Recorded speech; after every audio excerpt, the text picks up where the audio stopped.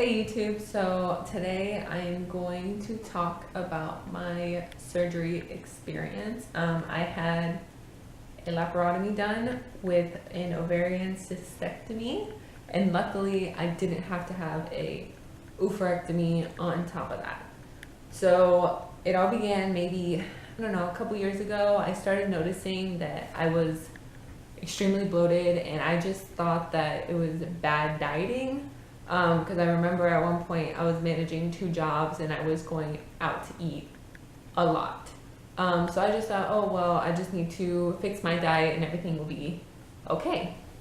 Sometime last year, I remember quite vividly, I had gone to my previous job and someone had made a comment to me that it looked like I was expecting. I found that very offensive. I mean, I don't see anything wrong with expecting, but that would be something I would announce on my own time, and it made me feel fat. I'm a very tiny person, so it just didn't sit well with me that person was saying that to me. And then from there, it kind of escalated. Actually, you know what? That was maybe about 2 years ago that happened. But after that, it just started escalating to being asked that every single day. And it's like, no matter what I did, I changed my diet. I attempted to go vegan. I was exercising a lot harder, but nothing changed. And within that time period, I had gained about 15 pounds of weight. Like I said, I just thought that, I graduated high school, I'm in college now, I'm always super busy. It was more convenient for me to go out to eat a lot. Soon after September of last year, I moved into my boyfriend's family's house. And I just remember his mom telling me, hey, you're not gaining weight anywhere else, you're not expecting, you still get your period every month, you need to go get it checked out. And I went, and my primary physician told me I had a hernia because my belly button was poking out and I had never done that before. So I was under the impression, okay, well, I'm gonna need a hernia surgery. After he explained to me the reasoning behind why he thought it was a hernia and whatnot, he sent me to a radiology center, and I had a intravaginal and external ultrasound. And in those radiology places, they really don't speak to you. It's just kind of like, okay, let's put this in you and put this on top of you and let's take pictures, and they don't say anything because the person actually doing the ultrasound is not the physical radiologist. About a week or so, I went back to my doctor, and he was very nonchalant about what was going on. He told me that I had a 10 centimeter cyst and it was going to go away by itself. Because if you don't know, and this is good to get educated on, once a month when a woman menstruates, her ovaries develop cysts, but they're usually very small, and by the end of the menstrual cycle, they stop. But for me, that wasn't the case. So after him explaining to me that he thinks is going to go away on his own, I was like, okay, a 10 centimeter cyst does not sound like something that's normal and it's going to disappear by itself. So about a week or so after that, I went to my gynecologist, and she was amazing. She was just like, these reports that you gave me, they're very, they didn't make sense. So she took it upon herself and she did the ultrasound, and she's like, oh, now I see the problem. I had a very large basketball size ovarian cyst on my left ovary, and at the time, we did not know which ovary it was coming from because the cyst was so big, it was just not letting you see anything. And I just remember her telling me that, worst comes to worst, we're going to have to take one of your ovaries. and my best friend with me at the time, I just felt the energy in the room change. My heart sunk, her heart sunk, and after she stepped out of the room so I can go get decent again, I just started crying. I was like, I'm 25 years old, I haven't had any children yet, like, if they take my ovaries, then, that's it for me. So she came back in the room and explained to me the procedure. It seemed, I never had surgery before. So at the time, it was very scary. The only 2 times I have had surgery is when I was about 10 years old. I broke my wrist and they had to put me, what was this wrist? I broke my wrist and they had to put me under to put it back into place. And then when I was in 10th grade, I had my wisdom teeth pulled, which I was put under general anesthesia for that. So she explained the procedure to me, and she also referred me to an ovarian cancer doctor for precaution. And me, we all think we're superhuman and nothing bad can happen to us. So when I went to go see that doctor, I had it in my head that no way I have cancer. So I went. He kind of scared me. We had gone from my gynecologist telling me they're going to make a small horizontal incision down in my vaginal, between like my belly button and my vaginal area, to him saying that, well, if the cyst is so large, we're going to have to make a vertical incision, and it could be as big from the bottom of your belly button all the way down. And I know it's so minuscule and it's just cosmetic, but I had a panic attack over that because I've been thin my whole life, so I was wearing bikinis and crop tops, and I was like, oh great, now I'm not going to be able to wear any of that stuff. So a couple weeks passed after speaking to some family members. I became more calm about the situation. I stopped crying. I was like, there's a reason that this is happening. So it was a couple days before surgery. I had surgery on February 2nd. I had to fast the day before surgery, and I had to take magnesium caltrate to make me, poop. That was an amusing day.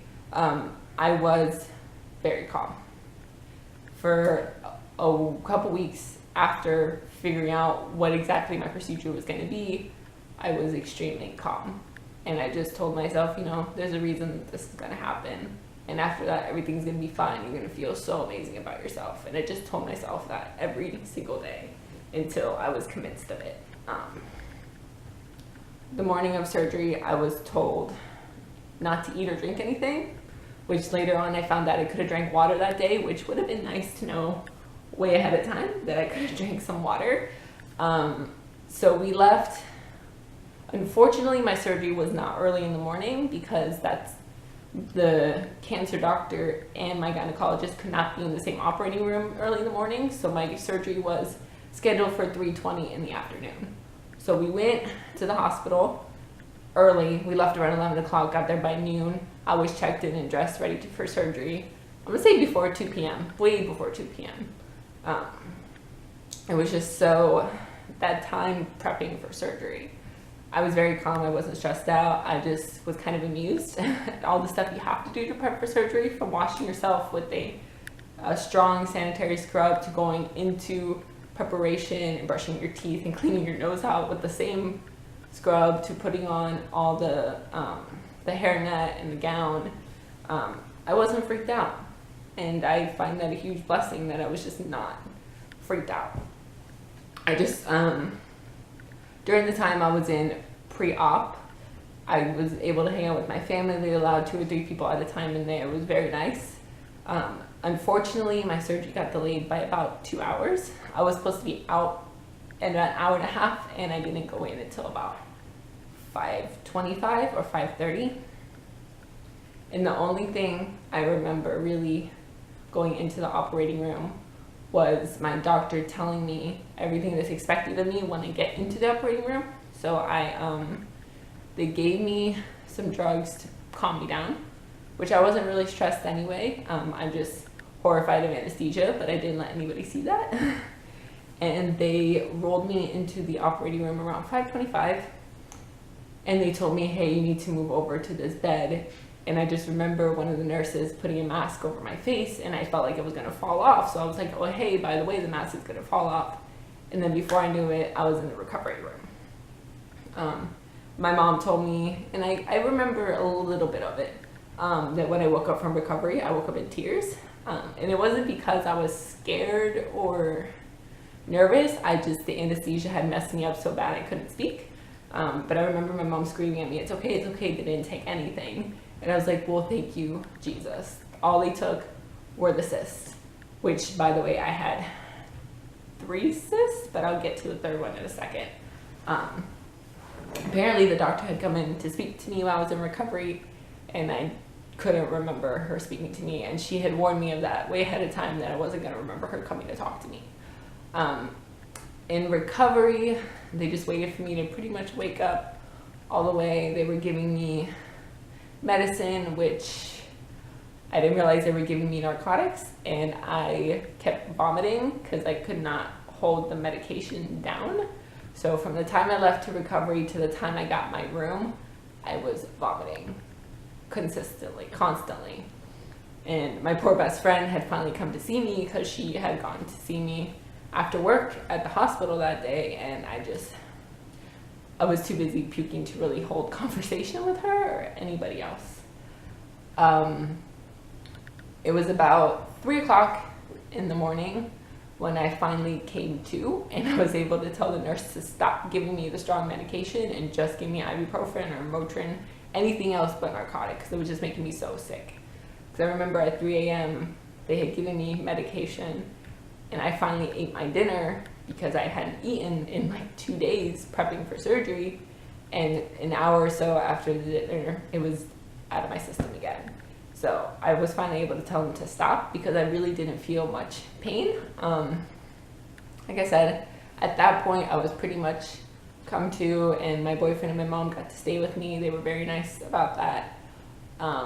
And I just remember, I don't remember if it was early morning or after surgery, I just needed to see what my scar looked like. I was like, oh no, they cut me the way I didn't want. I don't know what's going on. So luckily I got a small, it's not very small, but it's about a 3-inch horizontal scar, literally like where my bladder is located. So you can't see it, and even if I'm, naked, you can't really tell the scar is there. I mean, you can see that there's surgery that's been done, but the scar is very small, very, very small. So the day after surgery, I was supposed to go home, and they kept telling me, no, you need to pass gas, we can't send you home. And during that time, that's when my gynecologist came to talk to me, and so did the ovarian cancer doctor. So she had come into the room to talk to me after noon, because we were waiting. I was supposed to go home by noon, but she hadn't even come to speak to me yet. So this was the third. She came in to talk to me, and she explained to me that I had like gallons of liquid taken out of me. I don't remember how much it was, from one ovarian cyst, which was on the left ovary. It was very large. And then she said on the right ovary, they found another cyst, and the cyst that was there before had disappeared, but they found a small, I want to say it was a small tumor. And they took that out, and they ran pathology tests while I was under surgery, and everything came back clean. But she said that people who run pathology reports just want to give a final report, and then when I had my stitches taken out, she would tell me the exact report. So that was all good. And then the other doctor came to speak to me, and he said, I let her make all the shots during surgery. You said you wanted the horizontal cut, so I let her make that call. And I was like, well, thank you, Jesus. I'm such a girl for wanting as minimal damage as possible, but I'm very naturally confident in myself, and I just feel like something like that would have killed my confidence.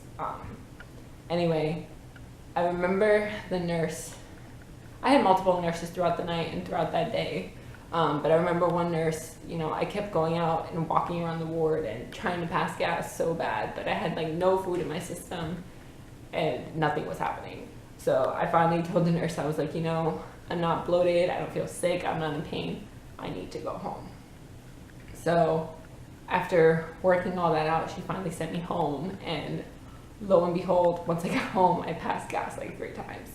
TMI, I know, but that's what happened. The day after surgery, it was a Sunday. I had so much energy, and I don't know if it was the anesthesia or just like laying around doing nothing for 2 or 3 days, but I had so much energy, and I literally just want to jump out of my skin. I ended up going for walks, and I ended up going to see my best friend's family. Luckily, there wasn't anything strenuous. I pretty much just sat around at that family gathering and spoke to them and told them about what I had gone through and all that. And then Monday, I told my job I would be back on Tuesday.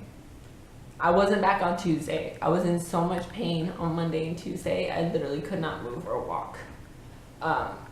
And mind you, I was not allowed to drive at this point, so I was relying on my boyfriend to take me to work on top of that. By Wednesday, I finally gained the energy to go back to work. I worked all day Wednesday and all day Thursday, and Friday, my body said, no, you're not doing that anymore. So Friday was a week, and I stayed home. Friday was the day that I was supposed to get my stitches removed, and it was. Let me tell you that is odd and painful, and I felt nauseous after they took it out, probably because the pain was nothing I'd ever experienced before in my life. But after that, you know, I had days that I was just out and I couldn't really walk too much, but then other days where I felt really good and I wanted to like go places and walk, and I figured out that walking had helped a lot. After about a week of taking ibuprofen, I stopped medication and I was just relying on my heating pad. I'm not very careful with myself, so I'm not completely healed at this point. I'm at Friday this week is going to be 3 weeks post-op, and I still feel a little bit of swelling and pain, but it's not anything like I felt, you know, a couple days after surgery. And I just, maybe you guys can tell me if after surgery you felt like you wanted to jump out of your skin. And I think it's because I'm such an active person that laying around in bed all day, it's like, it's awful to me. I just want to go out and do stuff. So yeah, I'm going to insert a picture of my before and after.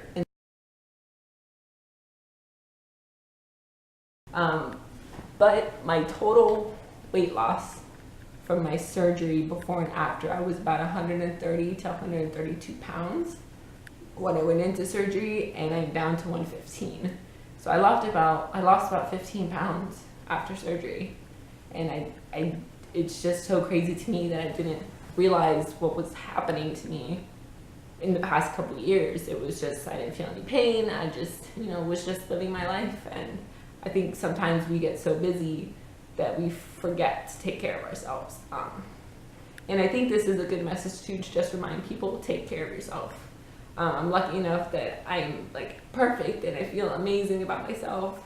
But for other people, it could have been cancer, they could have lost their ovaries, like it could have been any of that. But I'm so grateful for having such a great support system, and just for feeling so good about myself. Sorry, I'm like so ecstatic about myself lately. It's insane. But yeah, just always take care of yourself. Get yourself checked out. Any little thing that goes wrong with you that doesn't seem normal, get it checked out, because chances are it could be something that you're not aware of. Alrighty, that is the video I wanted to share with you guys. I hope you guys enjoyed, and I'll see you later. Bye.